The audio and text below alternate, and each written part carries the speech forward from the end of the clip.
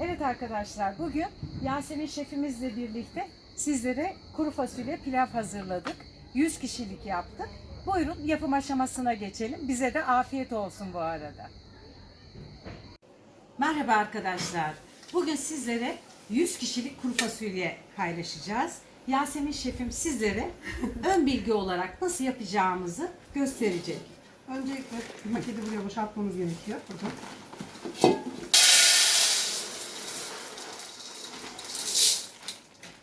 5 kilogram fasulyeyi tenceremize boşalttık. Aynen öyle. Birazdan bunu bir iki defa yıkayacağız. Ondan sonra suyunu koyup ocağa koyacağız. Ön kaynama yapacağız. Aynen öyle. Suyunu dökecek miyiz? Tekrar onu süzeceğiz kaynadıktan sonra. Evet. Ondan sonra tekrar su koyacağız ve pişirmeye bırakacağız. En sonunda yağını kavurup üzerine dökeceğiz.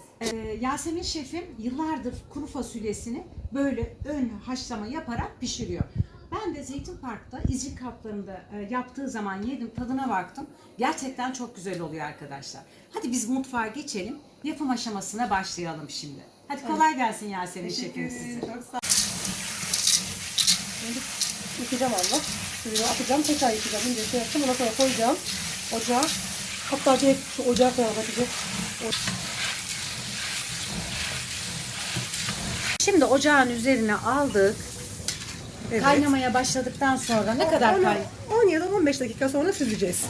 Evet arkadaşlar, daha yeni aldık. Kaynamaya başlasın. 10-15 dakika sonra Evet. tekrar görüşürüz. Arkadaşlar fasulyemiz kaynamaya başladı.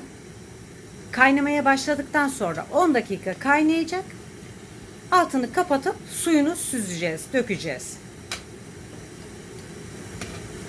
10 dakika kaynadı. Suyunu Yasemin şefim süzüyor şimdi.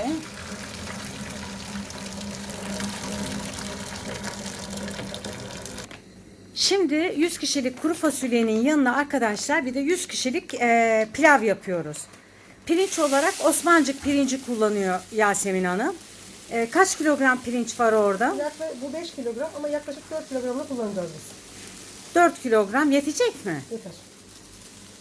Yaklaşık 4 kilogramla kullanacağız. 15 dakika suda bekleteceğim. Dilimimizi.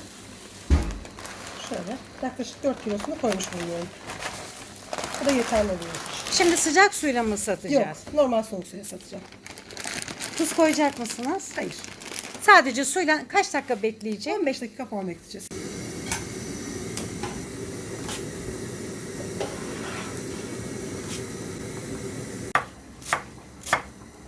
Şimdi 4 tane soğanımız var. Şöyle Evet, orta malzemeleri de göstereyim.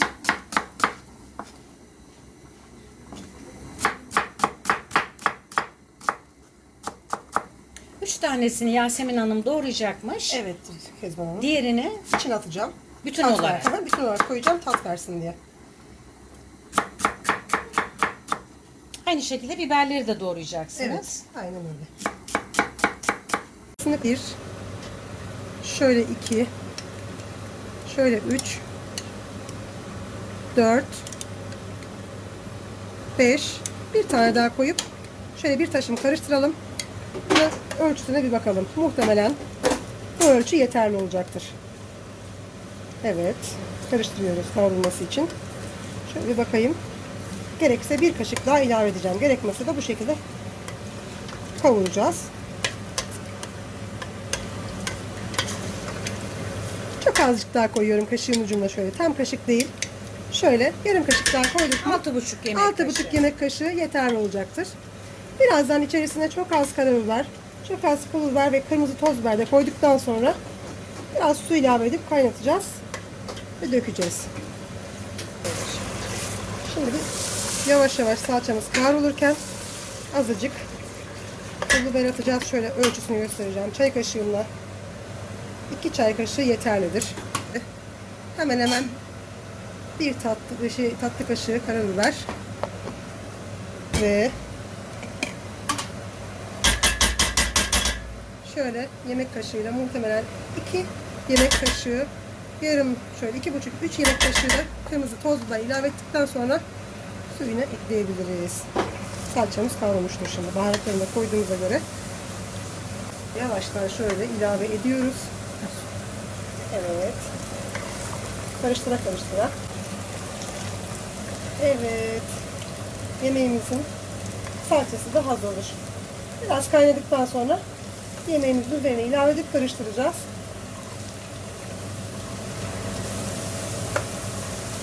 Evet.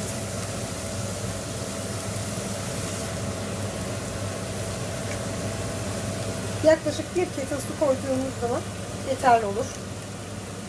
1,5 litre gibi değil mi o? Hemen hemen işte 1 kettle, kettle'ın ölçüsü ortalama herkeste aynıdır muhtemelen. Şöyle 1 kettle su koyduğumuz zaman bir taşım kaynadıktan sonra bunu yemeğimizin üstüne ilave edeceğiz, fasulyemizin üstüne kaynayan. Tamam. Şimdi sosunu ilave yapıyoruz.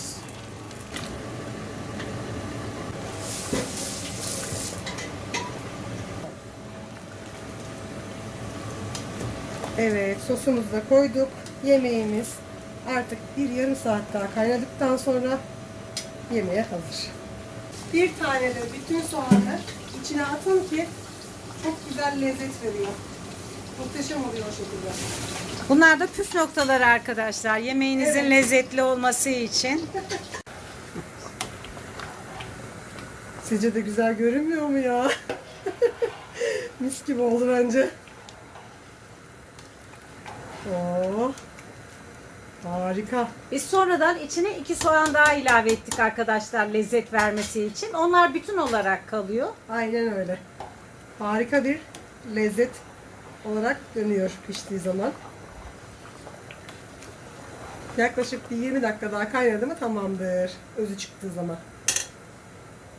Şimdi pilavımızın yapımına başlıyoruz. Şöyle biraz sıvı yağla şehriyelerimizi kavuracağız. Şu kadar hemen getiriyorum şehriyerini. 2 kilo falan, 2,5 değil. Şöyle şehriyelerimizi ilave ediyoruz. Şehriyeleri göz kararı koyduk. 2,5 kilo mu? Yok 2 kilo, 2 kilo kiloya hemen, yakın. hemen 2 kiloluk şehriye koyuyoruz. Sıvı yağla birlikte şimdi Kavuracağız. kavuracağız. Kavurduktan sonra da tereyağını ilave edip pirincini ilave edeceğiz. Kavurmaya. Şöyle tatlı kaşığıyla 3, 4, 5, 6, 7, 8, 9, 10 tatlı kaşığı tuz koyuyoruz.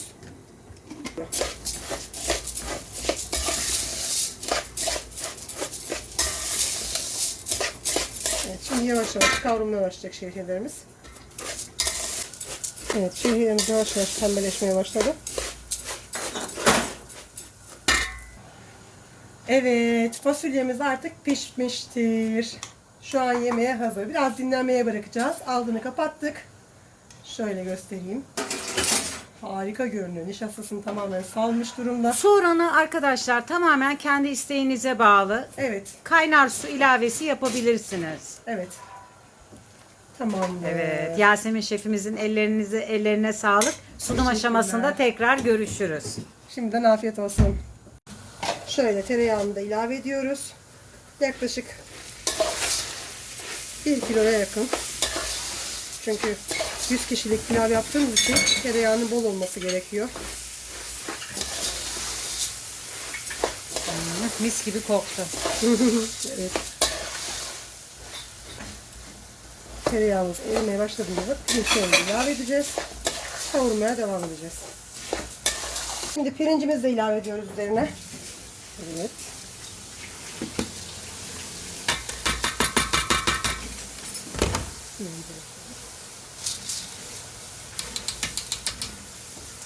Evet.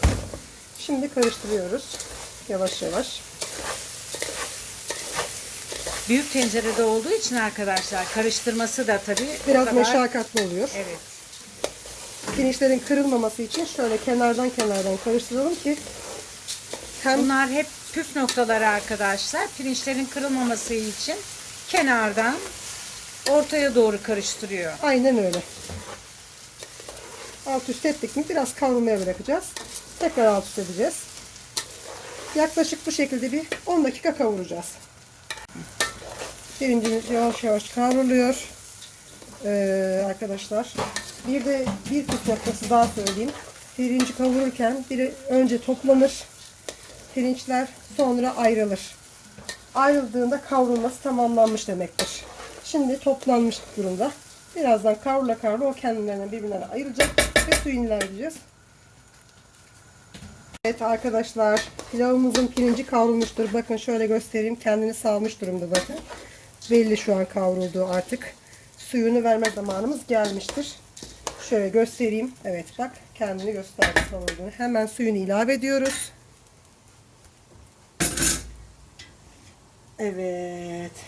Yasemin Hanım suyu ölçmüyor arkadaşlar. Aynen. Ben Göz kararı koyuyor. kararı koyuyorum. Size söyleyeceğim ne kadar olduğunu. Şimdi ölçüsünü Tahminen. nasıl tahmini olarak hani Vereceğim size. Ben de merakla bekliyorum. Ben de çünkü bardak ölçüsüyle yapıyorum. Ama tabii biz evlerde en fazla 4 kişi 6 kişilik yapıyoruz. Evet. Şimdi burada 100 kişilik olduğu için bakalım suyunu nasıl ayarlayacak. Şimdi biraz daha ilave edeceğim. Söyleyeceğim size şimdi ne kadar koyduğumu. Yani nasıl olacağını. Şöyle biraz daha gezdirelim, üzerine ilave edelim.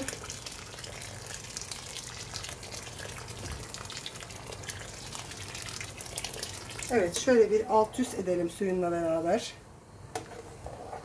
Şöyle.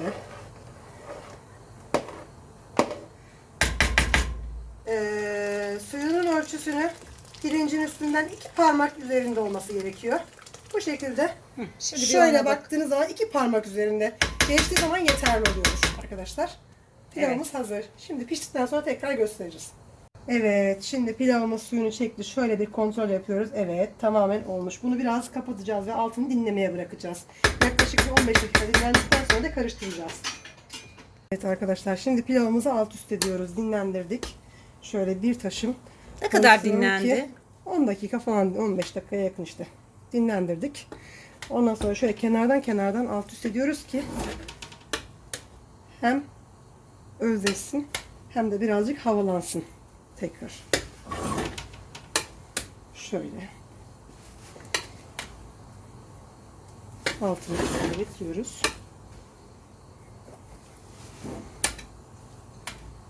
Alttan üste Aynen doğru öyle. bir havalandırdı arkadaşlar. Tekrar kapağını kapatacağız. Dinlenecek değil Tekrar mi? dinlemeye bırakacağız. Servise hazır artık. Artık şu an servise hazırdır pilavımız. Evet. Şimdiden afiyet olsun herkese. Evet arkadaşlar, yemeklerimizi şimdi servis yapıyoruz. Masaya oturup güzelce afiyetle yiyeceğiz.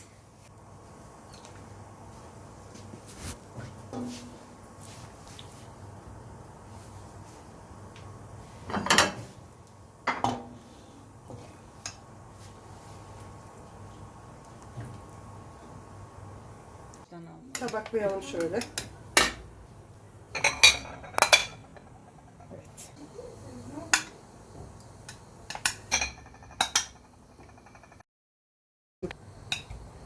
Tamamdır.